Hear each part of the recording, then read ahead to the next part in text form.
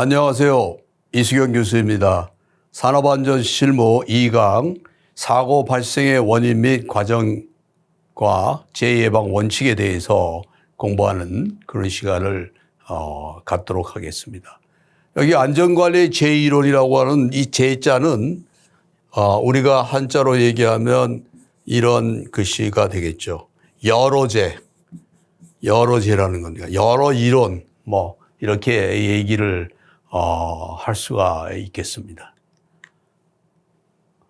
학습 내용은 재발생의 원인과 과정, 재예방 대책, 그리고 학습 목표는 재예방의 제1원을 통하여 사고 발생 원인과 과정을 설명할 수 있어야 되겠습니다.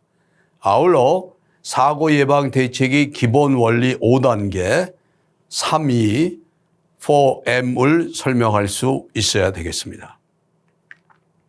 그러면 본격적으로 재발생 원인 및 과정에 대해서 하이니 도미노 이론과 프랭크 버드의 시연쇄성과 그리고 리즌의 스위스 치즈 이론, 도어허티의 산업재해 원인 구조에 대해서 공부하는 그런 시간을 갖도록 하겠습니다.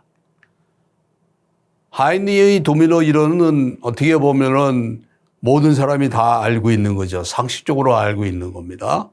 여기 이렇게 골개가 5개가 있는데 그 중에서 하나만 빼면은 우리가 얘기하는 사고, 재해로 넘어가지 않는다. 상해가 일어나지 않는다. 이러한 이론을 우리는 하이니의 도미노 이론이라고 얘기를 하고 있습니다. 이미 우리가 산업안전관리론이라고 하는 과목에서 아주 심도 있게 공부를 했기 때문에 우리 산업안전실무에서는 어떻게 암기를 할 것이냐 하는 그러한 측면에 접근을 많이 할 수밖에 없겠습니다.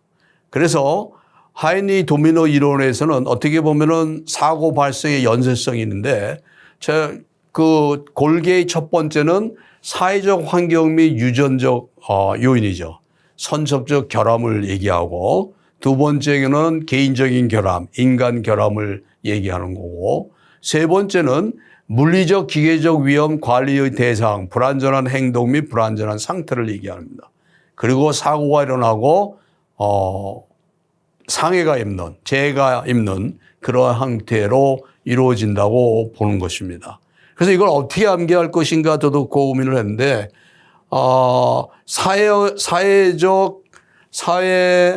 개인, 불안, 사상이 일어난다. 이렇게 암기를 하는 방법도 있겠지만 어쨌든 자기 나름대로 방법을 찾는 것이 굉장히 중요한 포인트다. 이렇게 말씀을 드릴 수가 있겠습니다. 그래서 프랭크 버드는 하이니 이후에 버드라는 사람이 신연쇄성 이론을 제시를 하게 되죠. 이 버드의 신도미노 이론, 신연쇄성 이론이라고 하는 것은 관리, 제어의 부족, 기본 원인, 직접 원인, 사고, 손실 이렇게 얘기합니다. 재해라고도 하는데 이 버드와 하이니 차이는 뭐냐. 버드는 로스라고 하는 이 손실이라는 개념을 도입을 했다고 하는 게 가장 중요한 키포인트입니다. 손실이라는 게 경제적인 데미지라고 하는 물적 손실을 도입을 했다고 하는 거죠. 물적 손실.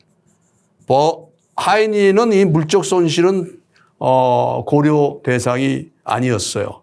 따라서 버드와 하이니의 차별화는 바로 물적 손실이라고 하는 로스의 개념이 도입을 함으로써 결국은 지금 우리가 많이 사용하고 있는 산업안전보건경영 시스템이라고 하는 이러한 시스템을 만들어지게 되는 근거가 된 것이 바로 버드의 이론이다. 이렇게 말씀드릴 수 있습니다. 여기 인주리하고 데미지라고 하는 개념이 들어왔다고 하는 것, 데미지라고 하는 경제적인 개념이 들어왔다고 하는 것이 굉장히 의미 있는 버드가 새로이 제시된 그러한 개념이다. 이렇게 말씀드릴 수가 있습니다. 리즌의 심리학자의 리즌이라는 사람이 스위스 치즈 모델이라고 하는 것을 또 제시를 했어요. 어떻게 보면은 최근에 재가 일어나는 그러한 형태를 얘기할 때 리진의 스위스 치즈 모델이 가장 잘 맞는다 이렇게 이 얘기를 하고 있어요. 스위스 치즈는 이 치즈가 숙성하는 과정 속에서 거기에 속에 있는 박테리아가 분출돼 나오면서 이러한 구멍들이 많이 생긴다는 거예요. 이런 구멍들이. 이런 구멍들이 결국은 뭐를 의미하는 거냐. 어떠한 사고, 여기가 위험이라고 하는 하자드라고 하면, 위험이라고 하는 하자라면 여기가 사고라고 그러면 이 위험에서 사고로 넘어가는 데는 여러 가지의 많은 것들이 막고 있다는 거죠. 조직이 막고 있고, 감독이 막고 있고, 불안정한 유발 조건이 만도 있고, 불안전한 행동도 있어서 이러한 단계를 다 거쳐야지만이 사고가 일어나는데, 요 구멍이라고 하는 거는 방호 조치의 실패를 의미하는 겁니다. 또는 잠재적 결함을 의미해요. 결함. 어떻게 보면은 조직 문제의 결함에 의해서 이게 라인업이 되는 거예요. 쫙 늘어나서 통과되는 게 이를 라인업이라고 할 수 있죠. 이 라인업이 되게 되면은 그게 바로 사고로 나타난다 이렇게 볼 수가 있는 겁니다. 결국은 스위스 치즈 구멍이라고 하는 것은 잠재적인 결함이 있는데 그 결함이 모두 시간적으로 그다음에 공간적으로 모두 이루어질 때 그럴 때 사고가 일어난다 이렇게 볼 수가 있는 거죠. 우리가 흔히 얘기하는 우리 세월호 사건 같은 것도 보면은 여러 가지 막을 수 있는 방법들이 중간중간에 다 있었죠. 그런데 그것이 시간적으로 공간적으로 전혀 작동을 하지 않음으로써 결국 대형 재난이 일어난 것이죠. 비행기도 마찬가지고요. 또한 이태원에서 일어난 압사 사고도 마찬가지의 이론에 의해서 설명할 수 있다. 이렇게 말씀드릴 수가 있습니다. 그래서 심리 용어의 쉬운 풀이라고 하는 스위스 치즈 모델에 대해서 아주 쉽게 다른 관점에서 일반인들이 쉽게 이해하기 좋게 설명한 동영상에 있어서 제가 여러분들한테 보여드리려고 합니다. 어떻게 보면 스위스 치즈 이론을 코로나 사태와 비교하면서 설명한 그러한 내용이 되겠습니다. 아마도 앞에서 설명한 스위스 치즈 모델을 이해하는데 굉장히 도움이 되리라고 저는 생각을 합니다. 영국의 심리학자 제임스 리즈는 이 구멍이 뚫린 특징에서 이름을 따 스위스 치즈 모델이라는 이론을 만들었습니다. 살면서 우리는 주변에서 불의의 사고를 많이 목격하게 되잖아요. 90년대 성수대교 붕괴, 삼풍백화점 붕괴부터 가까이는 세월호 사건, 최근 정인이 사건 같은 아동학대까지 크고 작은 사건 사고가 주변에 즐비한데요. 스위스 치즈 모델은 이와 같은 뜻밖의 일어난 사고의 원인과 결과에 관한 여러 가지 이론들 중 오늘날 가장 타당한 것으로 받아들여지는 모델입니다. 사고의 원인으로는 크게 처음 직접적인 원인으로 보여지는 외부 요인이 있겠죠. 사고를 낸 당사자나 사고 발생 시 함께 있던 사람들의 불완전한 행동, 불완전한 행동을 유발하는 조건, 관리 감독의 불완전, 그리고 조직의 시스템과 프로세스가 잘못되어 생기는 실수 등이요. 그리고 이런 실제 직접적인 원인을 제외하고도 스위스 치즈의 구멍처럼 늘 사고가 날 수 있는 잠재적 결함이 도사리고 있습니다. 이 수많은 결함들이 동시에 나타날 때 대형 사고가 발생하게 되는 것이고요. 이상적인 상황은 구멍이 하나도 없는 완벽한 상황이지만 실제 인간이 하는 일에서 결함이 제로인 완벽한 상황은 있을 수 없습니다. 그렇지만 결함을 사전에 탐색해서 그 결함을 최소화하기 위한 시스템을 갖추는 것은 여러분들 유익하게 보셨을 것이라고 생각합니다. 가능한 한 전체 동영상을 볼 수 있도록 노력을 하는 것도 굉장히 필요하다 이렇게 말씀드리겠습니다. 그 다음에 도어티의 산업재해 원인 구조라고 하는 우리나라의 산업재해를 분석하는데 주로 쓰이는 그러한 구조가 바로 도어티의 산업재해 원인 구조다 이렇게 말씀드릴 수가 있습니다. 그래서 근본 원인 뭐 비슷한 말 같은데 어쨌든 근본 원인, 기본적인 원인, 직접 원인 이렇게 해갖고 재해가 발생한다 이렇게 보는 겁니다. 그래서 근본적인 원인은 안전보건관리 시스템의 미흡이라고 하는 측면에서 접근을 하게 되겠습니다. 그 다음에 기본적인 원인은 지식의 부족, 능력의 결여, 동기부여의 부족, 설계의 부적절, 유지관리의 불량, 타인의 잘못된 행위 뭐 이런 것들이 여기에 포함이 되겠죠.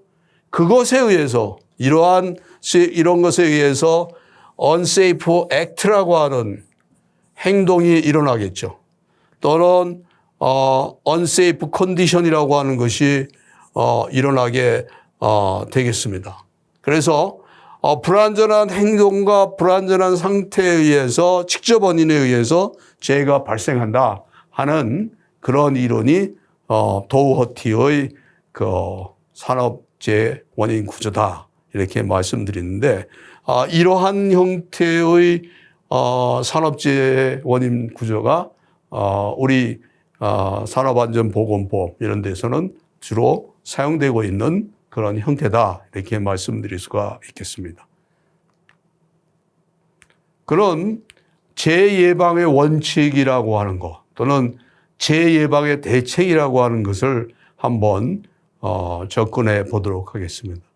이 재예방의 대책, 재예방의 원칙은 우리가 안전관리를 채용하는 그 면접시험이라든가 또는 이런 면접에 가면 대부분 물어보는 게 바로 재예방 원칙이 되겠습니다. 예를 들면 하이니의 재예방 5단계를 한번 설명해 봐라. 3E는 뭐냐? 4M은 뭐냐? 뭐 이러한 것들이 우리가 구두로서 면접을 보는 경우에 있어서 가장 많이 물어보는 그러한 질문이다. 또 대학원을 간다? 마찬가지입니다. 대학원도 재예방 원칙에 대해서 주로 안전 분야에서는 물어보고 있다고 하는 사실을 여러분들이 꼭 알고 계셔야 되겠습니다. 그래서 재예방 대책에서 우리가 우리나라에서 제일 많이 쓰고 있는 것을 우리가 한번 볼 필요가 있는데 유해 위험 요인 파악 및 원인 제거죠. 2023년 5월 22일 날 위험성 평가가 대대적으로 변경이 됐어요. 간편하고 쉬운 상시 위험성 평가라고 하는 시스템이 도입이 됐단 말이에요. 건설 현장에서 상시 위험성 평가를 일주 월 단위로 할 수 있도록 하면서 그것을 실행했을 경우에는 위험성 평가를 한 것으로 인정하는 상시 위험성 평가라고 하는 제도가 도입이 됐던 겁니다. 이러한 것들을 우리가 알기 위해서 과거에는 이렇게 보면 사전 준비를 하고 유해 위험 요인을 파악하고 위험성 평가의 절차를 얘기하는 겁니다. 빈도 강도법에 의해서는 위험 추정을 하고 위험 결정을 하고 그 다음에 위험 감소 대책 수리고 평가 결과 공유하고 감소 대책 이행 확인하는 이러한 단계였는데 이 추정과 결정을 두루 묶어서 위험성 결정이라고 하는 것으로서 하면서 실행을 하게 됐죠. 그래서 6단계로 되는 거죠. 사전 준비 그리고 유해 위험 요인 파악, 위험 결정, 위험성 감소 대책 수립, 평가 결과의 공유, 감소 대책 이행 확인 이렇게 되겠습니다. 그래서 쉽고 간단한 위험성 평가의 기법은 어떤 기법이 있느냐? 여기 체크리스트, 핵심 요인 기술법, 핵심 요인 기술 포용은 OPT라고 하죠. 원 포인트 시트. 그러니까 원 포인트를 해서 OPS라고 하죠. 원 포인트 시트를 해서 한 장짜리의 핵심 요인 기술법에 의해서 질문에 의해서 해주는 것을 얘기하고 위험성 수준 3단계 판단법이라고 하는 것을 하고 있고 과거에서부터 해왔던 거는 빈도 강도법입니다. 과거로부터 해왔던 거는 빈도 강도법. 지금은 빈도 강도법과는 위험성 수준 3단계 상, 중, 하로 표시하는 이러한 단계를 우리는 제일 많이 쓰고 있고 지금 도입을 하고 있다 이렇게 말씀드릴 수가 있습니다. 그래서 하인리의 재예방의 4원칙이라고 하는 것은 뭐냐. 요 네 가지는 반드시 암기해야죠. 예방 가능의 원칙, 원인 계기의 원칙, 손실 우연의 원칙, 대책 선정의 원칙. 그 내용은 다 여러분들이 보면 알 겁니다. 우리가 흔히 얘기해서 손실 우연의 원칙이라고 하는 것은 재산 손실은 우연성에 의해서 결정이 된다. 이것이 얘기하는 거죠. 예방 가능의 원칙은 모든 재해는 반드시 예방할 수 있다. 대책 선정의 원칙은 재해 예방을 위한 대책은 반드시 존재한다. 뭐 이런 원칙이 하인리의 재해 예방의 4원칙이다. 꼭 암기를 하고 계셔야 되겠죠. 그 다음에 하인리의 재해 예방 5단계라고 하는 게 있어요. 안전보건관리조직, 사실의 발견, 평가의 분석, 시정책의 선정, 시정책의 적용 뭐 이런 것으로 해갖고 그 세부적인 내용은 여러분들이 한번 보시면 되겠습니다. 그 다음에 우리가 합의의 3위 모델이라고 하는 그 3위 대책을 우리가 재예방의 대책으로서 설명을 하게 되겠는데 3위는 education, 교육, engineering, 기술, enforcement, 규제 뭐 이렇게 해서 교육, 기술, 규제 이렇게 얘기를 하게 되겠습니다. 그래서 규제에서 관리적인 측면의 규제를 우리가 많이 얘기를 하는데 법령, 사규, 안전 인증, 환경 인증, 산업 표준화 뭐 이런 것들이 거기에 포함되는 것들 볼 수가 있어요. 또는 4E라고 하는 것을 주장하는 사람도 있어요. 4E. 4E는 뭐가 되겠습니까? environment, 환경을 포함하는 경우도 있다라는 것을 알고 계시면 되겠습니다. 그래서 그 외에 이제 4M 기법이라고 하는 얘기를 해서 인간 기계의 시스템, 이 개라고 하는 건 시스템을 얘기하는 거예요. 시스템. 인간 기계 시스템에서 보는 안전의 4M이라고 하는 것이 있는데 그 4M은 우리 시험에 굉장히 많이 나오죠. 바로 이겁니다. 기계, 머신, 미디어, 매니지먼트. 보통 맨을 제일 먼저 얘기죠. 머신, 미디어, 매니지먼트. 작업 매체, 미디어라고 하는 건 이게 작업 매체를 얘기하는데, 우리가 흔히 얘기해서, 우리가 작업 환경의 불량이라든가 또는 물질이라든가 뭐 이런 걸 얘기할 때 미디어를 우리가 얘기를 하게 되겠습니다. 그 다음에 인간인 경우에는 휴먼 에러가 포함되겠죠. 인적 오류가 포함되는 것을 볼 수가 있습니다. 매니지먼트라고 하는 것은 관리를 의미한다 이렇게 볼 수가 있겠죠. 그 다음에 이제 그 1980년대에 독일의 콤패스라고 하는 분이 교수죠. 독일의 안전공학과가 있습니다. 거기에 부퍼탈 대학의 안전공학과가 있는데, 저가 1991년에 부퍼탈 대학을 한 3개월 가 있었는데, 그때 콤패스를 만났죠. 참, 그 당시에는, 그 사람이 자기 프로필 얘기했는데 자기 이혼했다고 얘기하는데, 정말 그런 얘기를 굳이 할 필요가 있을까 하는 그런 의아심을 가진 적이 있는데, 어쨌든 유럽에서는 유일한 안전공학과가 있어갖고 학생도 굉장히 많았던 그런 기억이 납니다.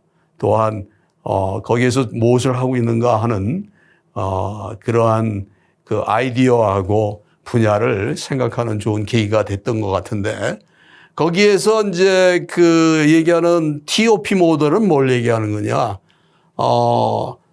이 테크놀로지 디펙트를 얘기하는 거예요. 결함을 얘기하는 거죠.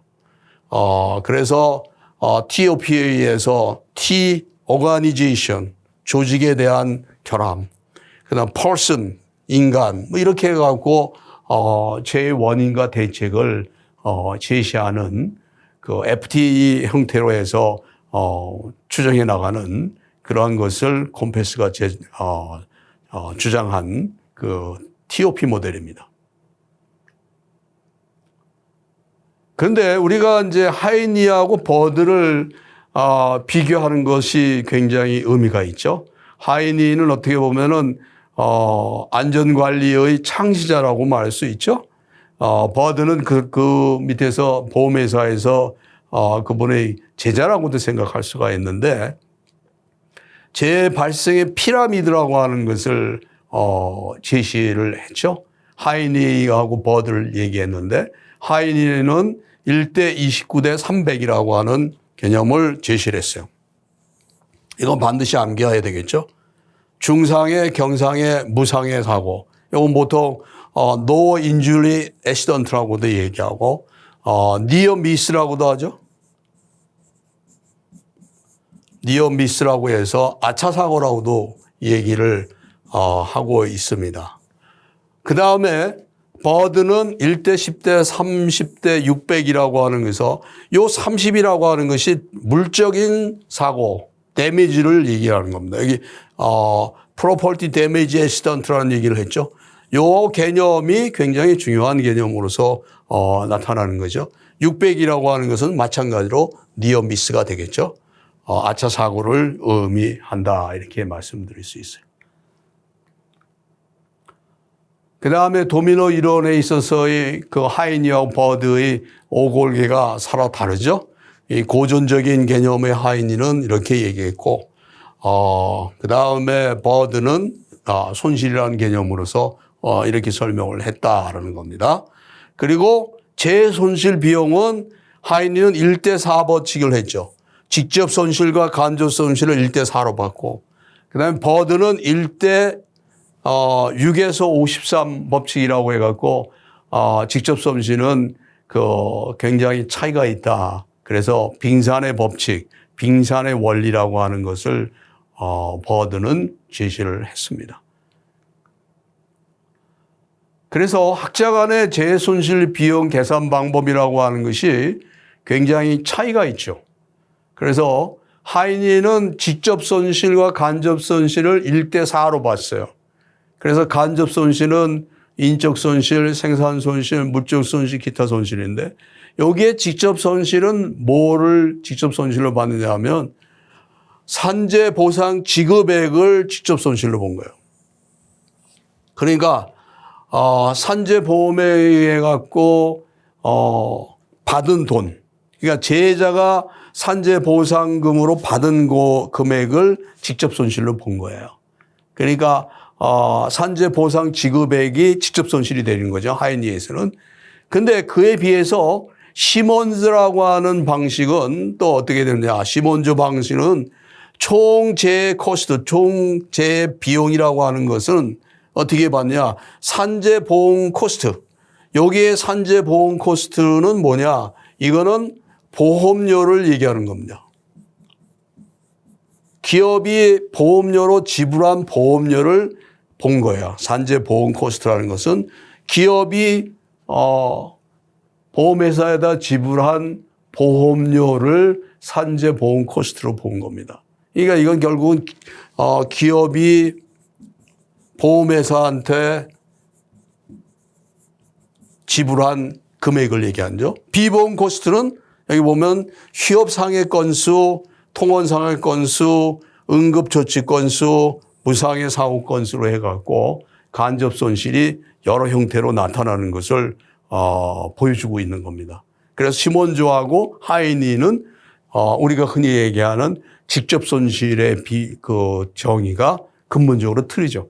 하이니는 산재 보상을 받은 보상금. 시몬즈가 얘기하는 산재 보험 코스트라는 것은 기업이 보험회사한테 지불한 보험료 이렇게 정의를 하고 있는 것을 명확하게 구분할 수 있어야 되겠습니다. 그래서 이 하이니 방식과 시몬즈 방식의 비교를 한번 해보기 위해서 예를 한번 들었습니다. 산재 보상 보험금으로 7,650만 원을 받았어요. 그런데 보험료는 900만 원을 지불했어요. 그러니까 산재 보상 보험금은 765만 원, 보험료는 900만 원. 그리고 여러 형태의 건수가 쭉 있죠. 이렇게 해서 그 다음에 각각에 대한 비용을 제시를 하고 있어요. 휴업상해가 40만 원, 통원상해가 19만 원, 구급조치상해가 10만 원, 무상해가 10만 원 이렇게 해서 제시했단 말이에요. 그러면 하이니 방식에 의한 총재해 손실 비용은 어떻게 되냐. 산재보상보험금이 얼마였어요? 765만 원이죠. 765만 원에다가 이게 직접 손실이에요. 거기에 4배죠. 그러면 직접비 5배니까 765만 원 곱하기 5를 하게 되면 3,825만 원이라고 하는 총재해 손실 비용이 하이니 방식에 의해서 나오는 겁니다.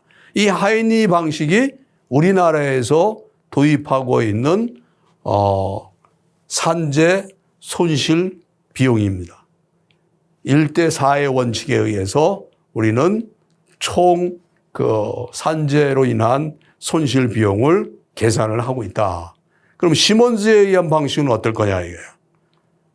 시몬즈의 방식이라고 하는 거는 아까도 얘기했지만 산재 보험 코스트에다가 비보험 코스트를 얘기한 거죠. 산재 보험료로 나간 것이 이게 보험료가 900만 원이죠. 보험료가 900만 원에다가 각각의 비보험 코스트는 휴업 상해 건수, 통원 상해 건수, 응급조치 건수, 무상해 사고 건수를 다 곱해서 59만 원이라고 하는 금액이 나왔어요. 그래서 토탈 총재해 코스트는 얼마가냐? 1,492만 원이라고 하는 것이 나왔습니다.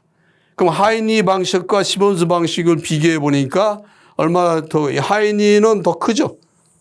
하이니가 3,825만 원이고, 시몬즈가 1,492만 원이니까. 그 차액은 2,333만 원이라고 하는 차액이 발생하는 것을 우리는 알 수가 있습니다. 그러면 우리가 문제풀이를 한번 보겠습니다. 산업재해 발생 형태 세 가지를 쓰시오. 산업재해 발생 형태라고 하는 것은 집중형, 연쇄형, 복잡형.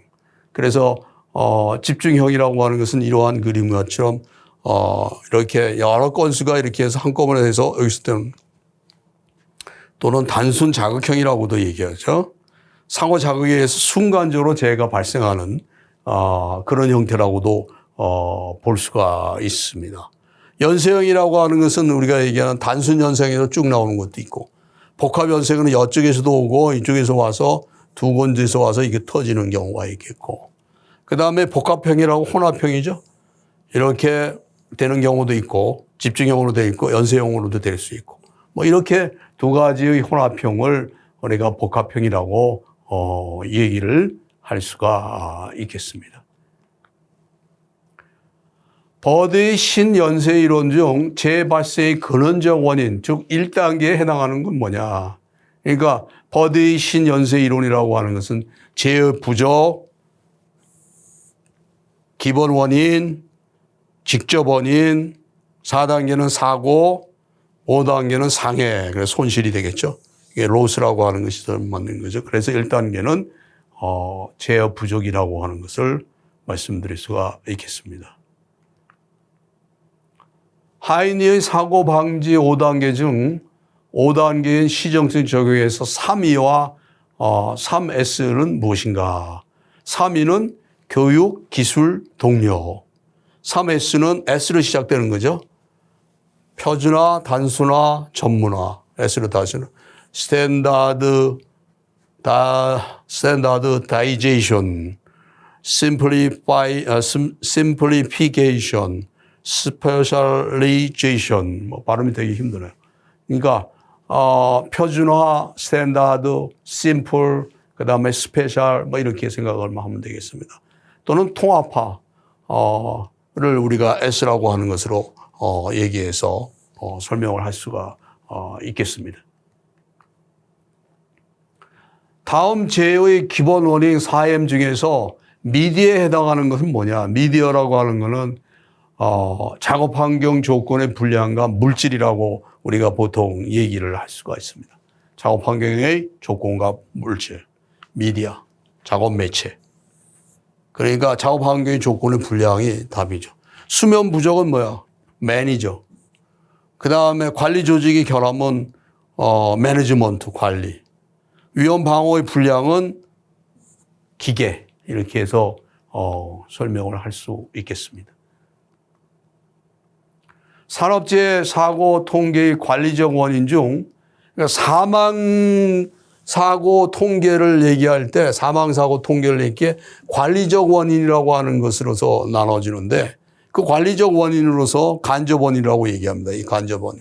첫 번째는 우리가 기술적 원인, 두 번째는 교육적 원인, 그다음에 작업관리상의 원인 이렇게 나누는데 기술적 원인을 쭉 설명하고 있죠. 교육적 원인도 쭉 설명하고 있어요. 기술적 원인에서는 생산 방법의 부족이다. 이것이 기술적 원인이 되겠죠. 그다음에 교육적 원인은 안전지식의 부족, 그다음에 안전수칙의 오해, 경험훈련의 미숙, 교육 불충분 이런 것들이 거기에 해당되는 것을 볼 수가 있습니다. 그래서 세 번째로서는 작업관리상의 원인이라는 것을 볼 수 있어요. 우리가 흔히 얘기해서 관리적 원인에서 작업관리상의 원인은 뭐냐. 안전관리 조직의 결함, 그 다음에 작업수칙의 미제정, 작업준비의 불충분, 인원 배치 부적당, 작업지시 부적당 이런 장치를 들 수 있죠. 여기에 우리가 주의할 것은 뭐냐. 안전장치 기능 제거. 이거 기능 제거는 뭐로 봐야 되느냐. 바로 교육적 원인으로 봐야 되는 겁니다. 교육이 불충분이라고 보는 거죠. 기술적 원인이 아니라는 거죠. 제거를 했으니까. 그러니까 이것은 어떻게 보면 교육적 원인, 작업 방법 교육의 불충분으로 볼 수가 있는 그런 내용이 되겠습니다. 우리가 이제 총재해 손실비를 계산하는 거를 앞에서 제시했는데 하이니 이론을 적용하면 산재 보상 보험금이 5천만 원 지급되는 경우에 총재해 손실비는 얼마냐? 총 손실비는 곱하기 5 하면 되죠. 그래서 2억 5천만 원이 되는 것을 볼 수가 있어요. 참고로 시몬즈의 방식을 포함하게. 그러니까 여기에 나와 있지만 산재 보험료가 산재 보험 코스트로 들어가고 비보험 코스트로 이러한 내용들이 포함되는 것을 알 수가 있습니다. 하이니 재해 발생 빈도 법칙에 의해서 우리가 재해 발생 피라미드라고 해서 이렇게 얘기하죠. 1대 29대 300이라고 하는 것을 보통 얘기를 하고 있는데 그러면은 사망사고가 이게 3건이 발생했어요. 3건. 그럼 비례에 의해서 이게 무상의 사고니까 주 니어미스죠. 이게 니어미스니까 이 니어미스는 몇 건가 될 거냐 하는 거죠. 그럼 비례에 의해서 900건이라고 하는 것이 명확하게 나오는 거죠.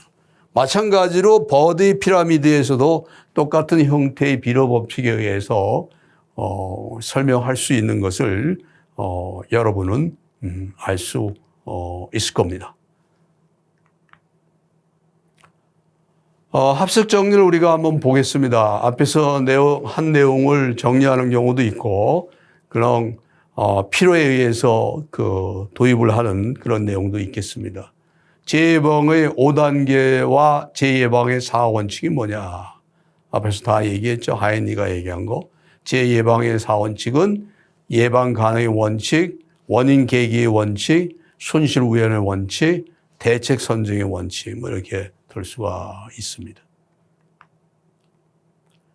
그 외에 이제 많은 이 이론, 사고 연쇄, 액시던트, 시퀀스 이론의 를 제시한 사람 중에서 에드워드 아담스라고 하는 사람이 또 제시한 이론이 있는데 거의 비슷하지만 거기에는 5개 한계를 어떻게 보고 있느냐 하면 관리 구조의 결함, 경영 조직의 결함, 작전적 에러, 또는 오퍼레이셔널 에러, 전술적, 택티컬 에러, 그 다음에 사고, 인주리 데미지, 재해 이렇게 해서 얘기하는 것이 에드워드 아담스의 이론이다. 이게 액시던트 시퀀스에 한 겁니다. 그런 것을 우리가 제시하고 있습니다.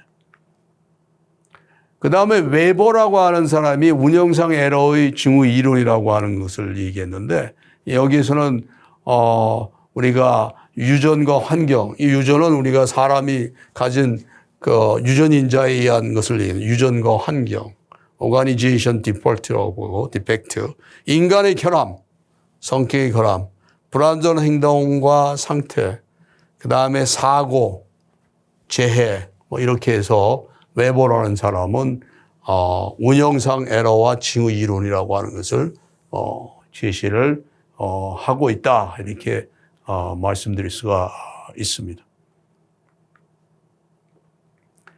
하비의 제안한 이 3위 이론은 Education, Engineering, Enforcement.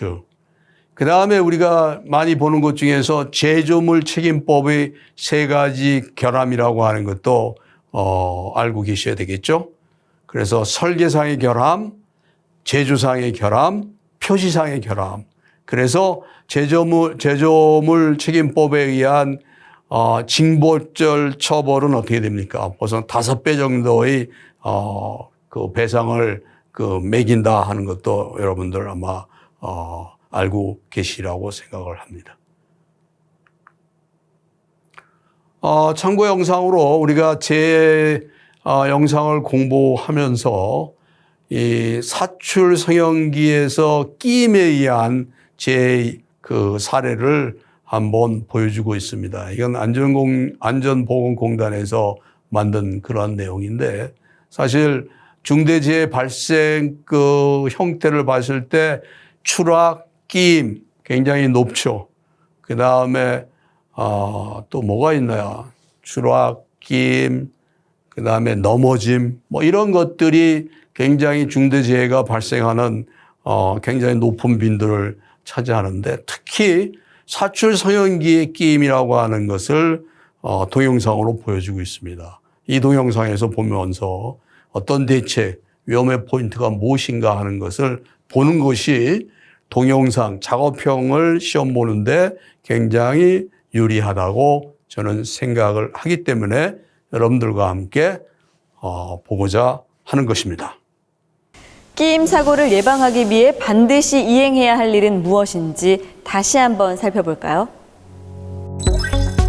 우선 게이트 가드 또는 양수 조작식 등의 방호 장치를 반드시 설치해야 하는데요. 점검, 수리 정비, 청소 작업 시에는 운전 정지를 실시하며 조작반의 잠금 장치 설치와 함께 작동 금지 표지판을 설치해야 합니다. 또한 관리 감독자와 작업자가 함께 작업을 진행하고 비상 정지 장치 또한 반드시 설치해야 합니다. 괜찮겠지 하고 방심하는 찰나에 일어날 수 있는 끼임 사고.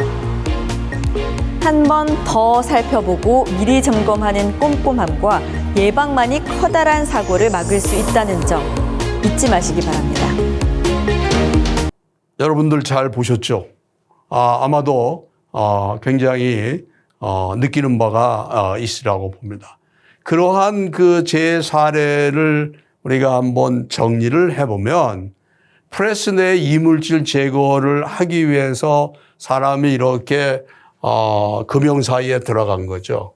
그러다가 어떻게 됐습니까? 금형 가공물과 하금형 사이에 그래 끼어 들어가서 머리가 끼어서 사망한 겁니다.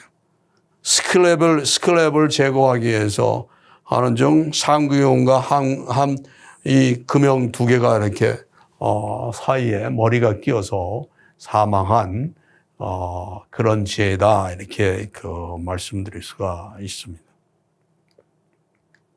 그러면 그것에 대한 발생 원인은 무엇이냐 이거죠. 발생 원인은 프레스 금형 내 스크랩 제거 작업 전 운전 정지. 역시 이런 스크랩을 이물질을 제거하려면은 운전을 정지하고 그리고 제거해 줘야 되겠죠. 운전을 정지하면은 그 정지한 부분에다는 뭐를 설치해야 되겠어요? 우리 흔히 얘기하는 로터라고 해서 얘기하죠. 로그아웃, 태그아웃 이렇게 얘기하죠. 잠금 장치 또는 시건 장치 같은 얘기죠.